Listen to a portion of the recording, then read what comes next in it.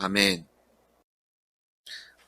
화 있을진저 하나님께서 계속해서 이스라엘의 범죄로 인하여 하나님께서 징계하시는 것을 멈추지 않으시고 계속되는 징계의 선포를 듣게 됩니다. 시온에서 교만한 자 혹은 안일한 자라고 번역되는 하샤 아나님인데요.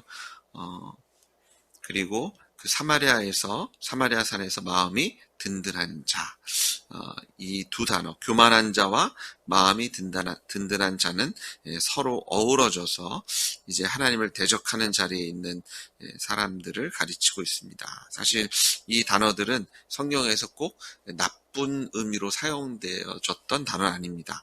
이 개역 개정에서는 교만하다라고 번역했지만 다른 곳에서는 이제 안일하다라고 번역도 했는데요.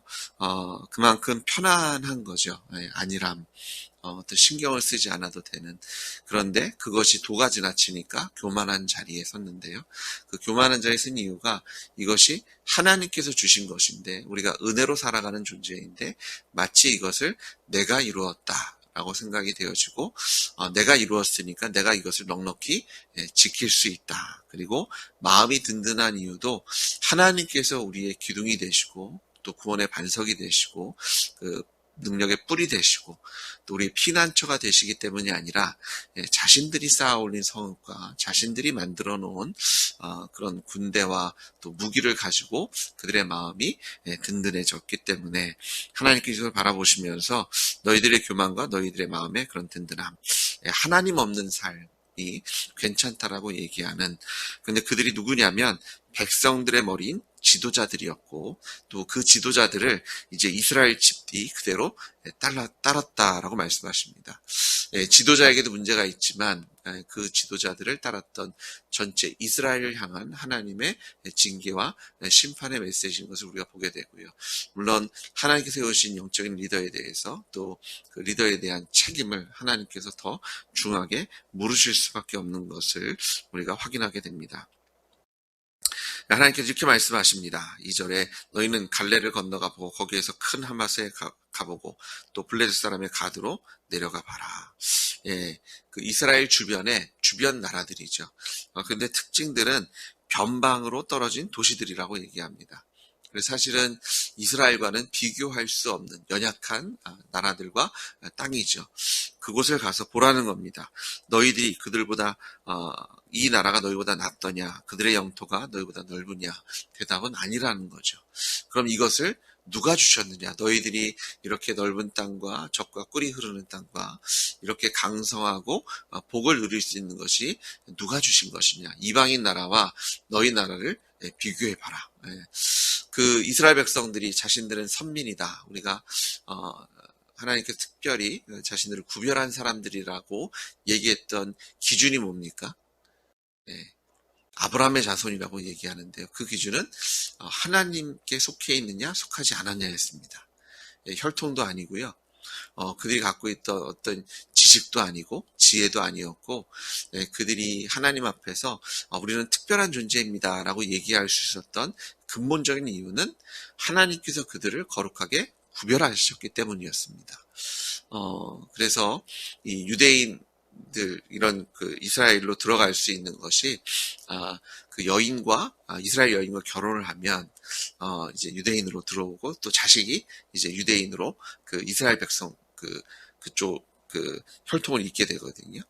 그러니까 그들이 어떤 육적인 것이 아니라 하나님께서 그들을 아브라함을 뭐 특별한 게 없었잖아요. 그냥 하나님께서 아브라함을 좋게 보셨고 그를 부르셔서 구별하셨고 또 아브라함이 그 하나님의 부르심에 응답하여서 갈 길을 알지 못하고 하나님만 의지하고 믿음으로 떠났던 그 여정으로 인해서 하나님께서 믿음의 그런 족속, 나라와 민족을 세우신 거고요.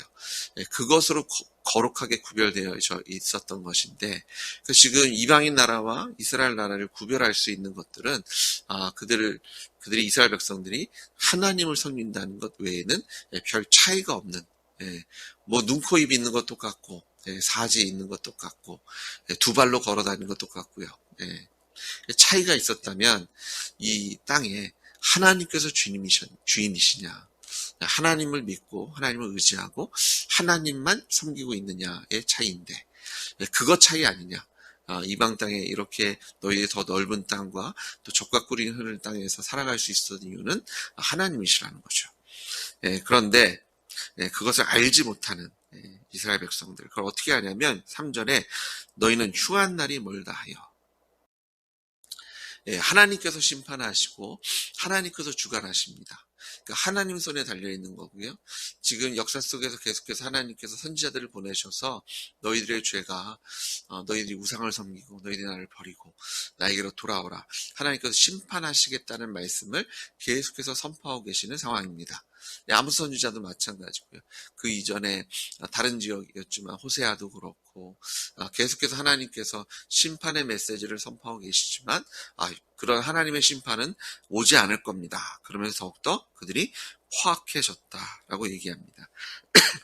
그러면서 그들이 말로만 그 하나님의 징계와 심판이 멀다고 얘기한 것이 아니라 실제적으로 그런 안일한 삶을 살죠. 4절에 보면 상하상에 누우며 침상에서 기지개 켜며 양떼에서 어린 양과 우리에서 송아지를 잡아서 먹고, 좋은 침대에 누워서요. 그 당시에도 침대는 과학입니다 라면서 좋은 침대를 찾아와서 누웠는지 모르겠습니다. 아주 게으름을 피면서 아주 편안한 삶을 누리고, 또 어린 양과 어린 송아지, 가장 맛있는 연한 그런 좋은 것들만 골라서 먹었던, 사실은 경기가 어렵고 힘들면 사실은 이제 농가에서 어린 양이나 어린 송아지들은 귀하게 잘 키워야 되는 거잖아요. 그런데 아주 얼마나 풍성하고 풍부했는지 그런 거 상관하지 않고 있는 대로 먹고 마시며 편안한 삶을 살았던, 5절에는 비파 소리에 맞춰 노래를 지절거리며. 이 지절거리다는 단어가 재밌는 단어들이라고요. 이게 마치 아무런 의미 없는 그런 말들을 나열하듯이 아주 자작곡을 그 있는 자리에서 막 곡을 만들어가면서 노래한다. 제가 이걸 읽는데 이 당시에도 랩이 있었나?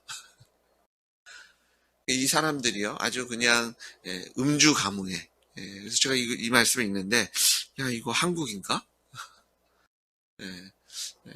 술에 취해 있고, 뭐 하나님이 살아계신지 정의와 공의는 다 버려버리고 아주 극단적인 이기주의와 자기 자신만 바라보며 쾌락을 추구하고 자신의 행복을 추구하고 나만 잘 되면 좋다는, 뭐 사실 한국만의 이야기가 아니라 지금 전 세계가 이런 모양으로 나아가고 있는 상황. 비파 소리에 맞춰 노래를 지절거리고, 또 다윗처럼 자기를 위하여 악기를 제조하며. 이 사실은 다윗의 이름을 빙자해서 그런 예술성, 창조성. 요즘 그 TV를 보면 노래 잘하는 사람, 춤 잘 추는 사람이 얼마나 많은지 모르겠고요. 다 어린 나이에, 젊은 나이에 다 자기 꿈을 연예인으로 두고 보면, 야, 이게 뭐 실력 있는 사람들이 너무너무 많은데, 근데 그것을 예술이라는 이름으로 이제 하나님께 드리는 찬양과 경배가 아니라 하나님께 주신 육신 안에서 하나님께 주신 재능을 가지고 하나님께 영광을 돌리는 것이 아니라 정말 그냥 놀고 먹는데 그 자신의 시간을 드리는, 멸망의 때는 오지 않고 하나님은 징계하지 않으실 거고 우리의 이런 편안한 삶은 계속될 것처럼 살아갔던 사람들, 그리고 그들의 그런 하나님을 대적하는 것이요, 단지 일상생활의 모습뿐만 아니라 6절에 보시면 대접으로 포도주를 마셨다라고 되어 있는데요. 이 대접에 해당하는 단어가 미즈레케이라는 단어를 썼는데요. 이 미즈레케이는 사실은 성전에서 제사를 위해 사용되는 대야를 가르칠 때 사용되는 단어라고 합니다. 그러니까 이들이 포도주를 마시고 취했는데 어디서 한 거냐면 성전에서 한 거죠. 그러니까 그들의 일반적인 삶만 부패하고 향락으로 빠졌던 것이 아니라 성전에서도 그런 방탕하고 부패한 모습으로 하나님 앞에 술 취해 있었던 그런 모습을 보게 되고, 귀한 기름을 몸에 바르고 요셉의 환난에 대하여 근심하지 않는. 요셉은 어떤 사람입니까? 요셉은 억울한 자잖아요. 형제에게 배반당해서 팔리고 또 누명을 씌우고 감옥에 가고, 호의를 베풀지만 그의 호의를 통해서 꿈 해석을 받아서 소망을 가졌던 술관원은 또 언제 그런 호의를 받았는지 까맣게 잊어버리고, 이날이나 저날이나 왕이 나를 불러줄까, 나의 억울함을 풀어줄까, 술관원이 꼭 약속했는데 소식은 오지 않고, 이 참 억울함과 핍박과 그런 삶을 살아가고 있는 사람들을 바라보지 않고, 이 사회가, 이스라엘 땅이 자신들이 잘나서, 자신들이 뛰어나고, 자신들이 지혜롭고 똑똑해서 우리가 이렇게 넓은 땅에 이렇게 좋은 것들을 누리고 있는 건 아니냐 라고 속고 있고요. 또 그런 가운데 방탕하고, 근데 그들이 삶뿐만 아니라 신앙생활까지도 하나님을 섬긴다고 하지만 하나님께서 기뻐하시는 제사와 또 하나님께서 기뻐하시는 예배가 아니라 형식에 빠져있는, 경건의 모양은 있지만 경건의 능력은 없고, 또 주님을 그렇게 하나부터 열까지 다 지키면서 주님을 섬기는 듯 하지만 그 안에 술 취함과 방탕이 있었음을 하나님께서 말씀하시며 그 이유로 심판하시겠다는 거죠. 그래서 7절에 보시면 그러므로라는 단어로 시작됩니다. 너희들이 이렇게 나를 버리고 방탕하게 살고 있고 하나님의 성전을 더럽히고 있고 하나님의 백성, 내가 참 사랑하는 하나님의 자녀들을, 연약한 자들을 압제하고 핍박해서 너희들의 배를 찌우고 있는데, 이것 때문에 그들이 이제는 사로잡히는 자 중에 앞서 사로잡히니, 그 누구보다도 먼저 포로가 될 것이고 그 누구보다도 먼저 징계를 받을 것에 대해서 말씀하십니다. 좋은 침대에서 누워서 기지개 키면서 일어났던 사람들의 그 소리가 멈출 것에 대해서 말씀하시고요. 8절에 이런 하나님의 징계는 꼭 일어날 것이요, 하나님께서 만군의 하나님 여호와의 말씀이니라, 주 여호와가 당신을 두고 맹세하셨노라. 저희가 맹세를 할 때는 변하지 않는 것을 가지고 맹세하잖아요. 저희가 그 결혼할 때 다이아몬드 반지, 이렇게 금반지 사용하는 것이 그것이 잘 변하지 않기 때문이잖아요. 요즘은 금반지도 아니고 플래티늄 이런 반지를 사용하는 것이 그 사랑이 변하지 않겠다라는 다짐으로 맹세에 언약을 하는 건데, 하나님께서 플래티늄보다, 금보다, 다이아보다 더 영원한 건 누구세요? 하나님이시잖아요. 하나님이 본인을 두고 맹세하시겠다. 이것은 하나님께서 결단하셨다는 겁니다. 이게 하나님께서 이제 징계하시겠다라는 것을 맹세하시면서 내가 야곱의 영광을 싫어하며 그 군건들을 미워한다. 사실은 하나님께서 주신 영광이고 하나님께서 주신 그런 풍요로움입니다. 그런데 하나님께서 그것을 미워하시겠다라고 말씀하시는 것은, 그것을 받은 자들이, 그것을 누리고 있는 자들이 하나님께 받은 것을 알지 못하고 자신들의 힘과 능력으로 그것을 누리고 있다라고 얘기하면서 그 성읍과 거기에 가득한 것을 원수에게 넘기시겠다라고 말씀하는 것을 보게 됩니다. 그리고 하나님의 징계와 심판이 얼마나 무서운지, 한 집에 10사람이 남다 해도 다 죽을 것이다. 하나님께서 진멸하실 것을 말씀하시고요. 10절에도 죽은 사람의 친척 곧 시체들을 불사를 자가 그 뼈를 집 밖으로 가져갈 때, 유대인들은요 화장하는 것을 즐기지 않았습니다. 하나님께서 명령하신 것이 아니라 장사 지내고 땅에 묻었는데, 그런데 이렇게 불사를 때는 전염병이 돌 때죠. 그리고 더 이상 하나님을 또 경외하지도 않고요.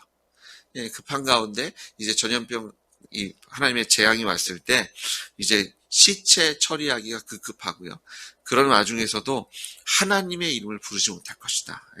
너희는, 그가 또 말하기를 잠잠하라. 10절 하반절에 우리가 여호와의 이름을 부르지 못할 것이라.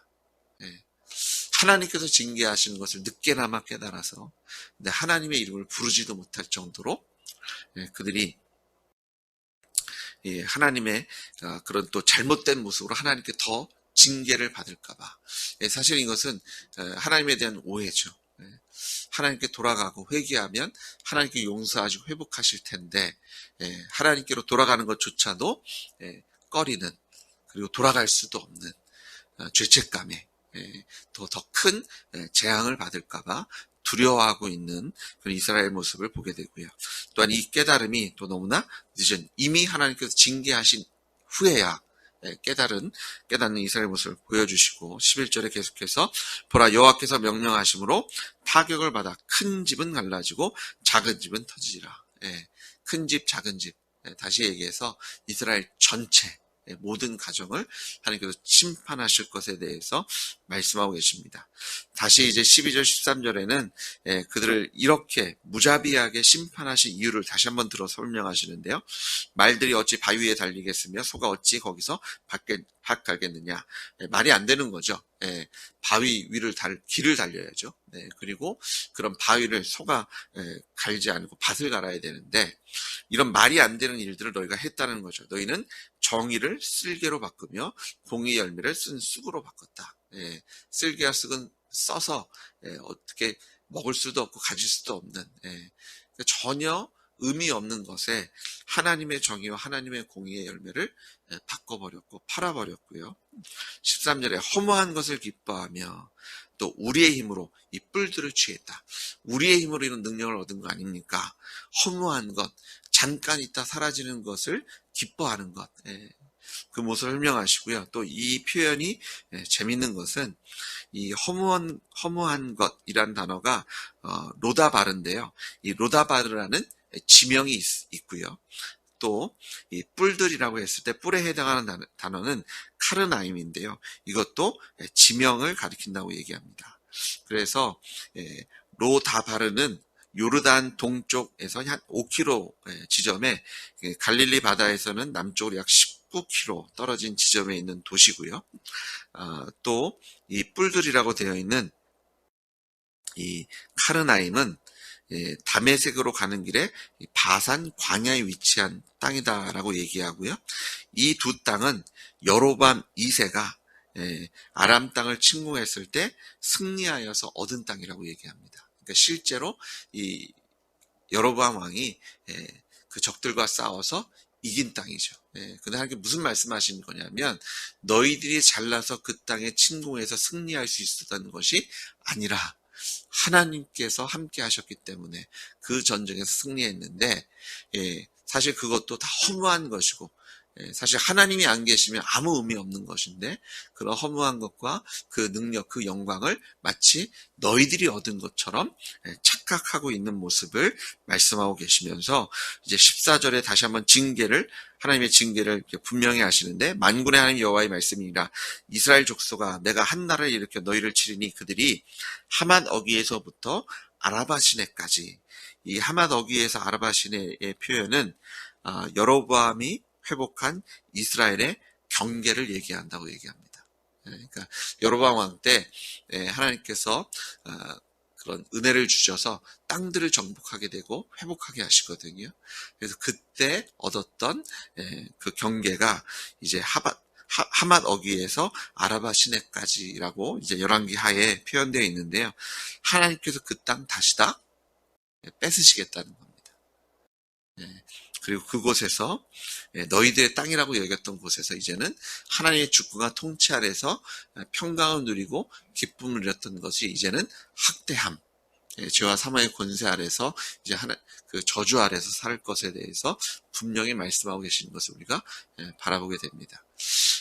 나의 나된 것은 하나님의 은혜인 줄 믿으십시오. 착각하시면 안 됩니다. 우리가 하나님의 은혜로 살고 있고요. 하나님 우리를 사랑하시기 때문에 우리가 호흡도 할 수 있고, 또 우리 안에 이런 누릴 수 있는 건강뿐만 아니라 물질도 다 하나님께 그렇게 허락하신 줄 믿습니다. 사실 우리가 힘으로 얻을 수 있는 것은 미약합니다. 근데 하나님께서 주셔야만 누릴 수 있는 것은 돈으로 살 수 없어서 우리에게 공짜로 은혜로 허락하실 수밖에 없는 거였습니다. 사실 시간이라는 것도 그렇고요. 생명도 그렇고, 하나님의 나라와 하나님의 통치와 주권은 우리의 힘으로 살 수 없는 겁니다. 그래서 그냥 주셨는데, 은혜로 주셨는데, 이것을 내가 잘나서 내가 무엇을 해서 착각하시는 순간 하나님께서 너희들의 영광, 너희들이 누리는 것, 너희들이 지금 거하는 그 궁궐 내가 미워하겠다, 내가 멸시하겠다고 말씀하시고, 하나님께서 작정하고 뺏으시면 그거 감당할 수 없는 것이 우리의 인생인 줄 믿으시고, 오늘도 하나님의 은혜를 사모하셔서 믿음으로 믿음에, 하나님께서 우리의 기도에 응답하실 겁니다. 하나님께서 우리와 함께 동행하심으로 우리를 높이 세우실 것이며, 우리를 통해서 영광 받아 주실 것을 믿으셔서 오늘도 예수님의 이름으로 하나님의 은혜의 자리로 나아가실 때 믿음으로 나아가시고, 또 하나님께 감사로 나아가시고, 또 하나님을 찬양하심으로 나아가시는 여러분 되시길 주님으로 다시 한번 축복합니다. 주님 아버지 감사합니다. 우리의 주와 하나님이 되시고, 무엇보다 우리의 아버지이신 삼위일체 하나님, 하늘에서 또 그 하나님 보좌 우편에서 또 우리를 하나님의 거할 처소로 삼으셔서 우리 안에 거하시는 성령님, 하나님의 은혜가 얼마나 크고 놀라운지. 아버지 하나님, 우리가 세상 속에서 또 우리의 죄 속에서 내가 한 것처럼 착각하고 내가 이루었다고, 하나님께서 심판하시겠냐라고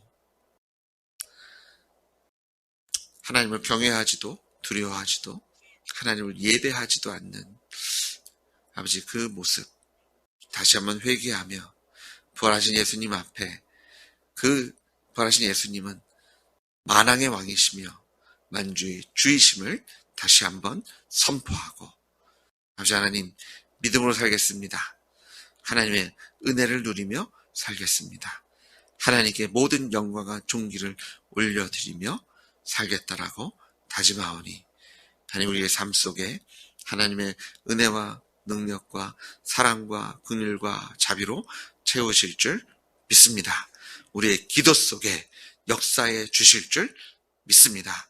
아버지, 특별히 아버지 이 겨울에 많은 지체들이 아픔 속에 있고 고통 속에 있고 걱정과 염려 속에 있사오니, 주님 그 연약한 육신 주님께서 손대셔서 강건하게 치유하시고, 그 걱정과 근심과 염려는 주님께서 이미 십자가에 못 박으셨으니 예수님의 부활을 누리는 아버지 하나님의 자녀로 주님께서 세워주실 줄 믿습니다. 우리의 기도에 응답하실 그 부활하신 예수님의 이름으로 기도드렸습니다. 아멘.